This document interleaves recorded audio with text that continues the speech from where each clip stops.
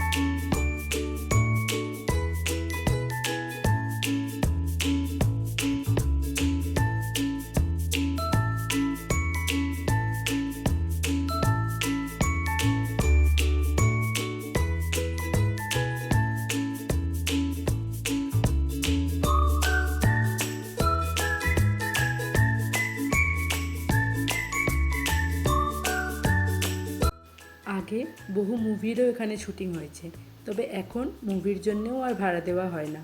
আপনারা যদি এই জায়গাটি দেখে বুঝতে পারেন যে কোন কোন বইয়ের এখানে শুটিং হয়েছে, তাহলে কমেন্টে অবশ্যই জানাবেন। এত সুন্দর আর ঐতিহ্যবাহী একটি জায়গায় ঘুরতে পারা সত্যিই ভাগ্যের বিষয়।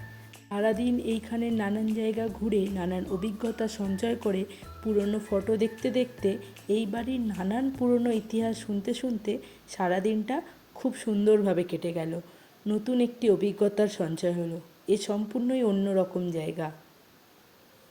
চারিদিকটা ঘুরতে ঘুরতে এবং এই বাড়ির ইতিহাস জানতে জানতেই কখন যে বিকেল নেমে এলো বুঝতেই পারলাম না। তারপরে খাওয়া দাওয়া সম্পন্ন করে বাড়ির পথে রওনা দিলাম। চলো, আজকের মতো টাটা।